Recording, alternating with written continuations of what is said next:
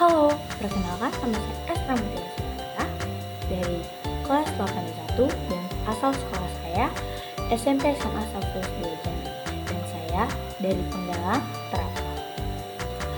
Di sini saya akan menguji atau memperjelaskan tentang hak perlindungan anak dan cara melindunginya dan apa sih dampak-dampaknya. Nah, di sini saya akan menjelaskan. Kita akan membahas tentang perlindungan anak. Anak-anak adalah generasi penerus bangsa, dan mereka berhak mendapatkan perlindungan anak dan perawatan yang baik. Perlindungan anak adalah tanggung jawab kita bersama, dan kita harus bekerja sama untuk menciptakan atau melindungi masyarakat yang aman dan peduli terhadap anak. Mengapa sih perlindungan anak itu penting? Perlindungan anak sangat penting karena anak-anak masih dalam proses tumbuh dan berkembang. Mereka rentan terhadap berbagai kekerasan dan ancaman, seperti kekerasan fisik, emosional, dan seksual.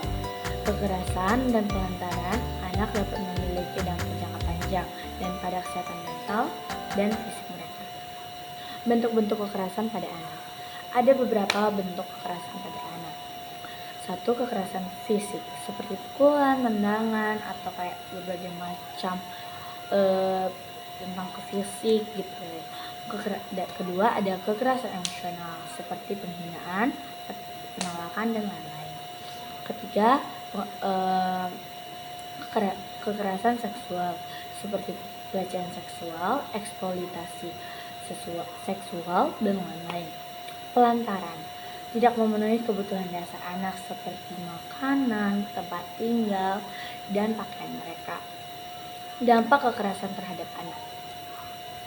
Dampak kekerasan pada anak dapat memiliki banyak dampak yang sangat serius, seperti gangguan kesehatan mental, seperti depresi, kecemasan, dan lain-lain. Gangguan kesehatan fisik seperti cedera, penyakit, dan lain-lain. Dampak pada perkembangan. Perkembangan pada anak itu seperti keterlambatan perkembangan, kesulitan belajar, dan lain-lain.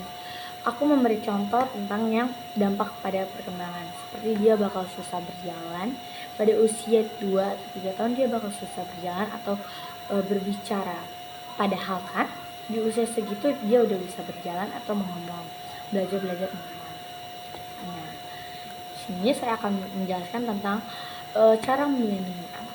Ada beberapa cara untuk melindungi anak. 1. Memberikan pendidikan tentang hak-hak anak dan bagaimana cara melindungi diri dari kekerasan. Kedua, membangun komunikasi.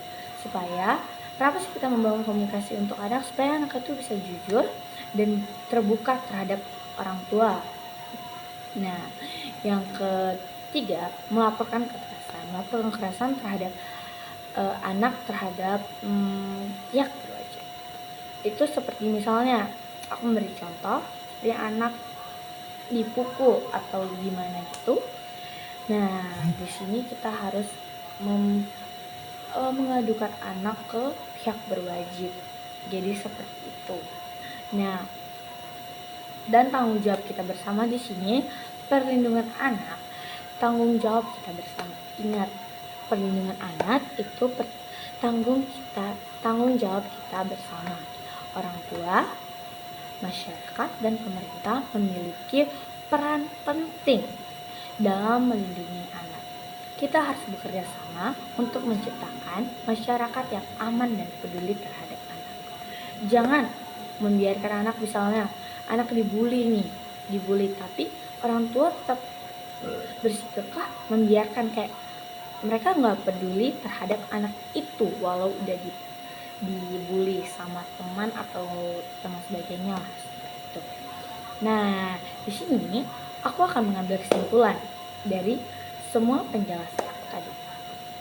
Dalam video ini ada tanggung jawab kita bersama. Dalam video ini kita telah membahas tentang pentingnya perlindungan anak dan cara melindungi anak. Kita harus bekerja sama untuk menciptakan masyarakat yang aman dan peduli terhadap anak-anak. Mari kita mulai dari diri kita sendiri dan keluarga untuk melindungi anak-anak. Nah, sekian penjelasan saya untuk tentang perlindungan anak atau hak-hak perlindungan anak. Terima kasih dan selamat malam.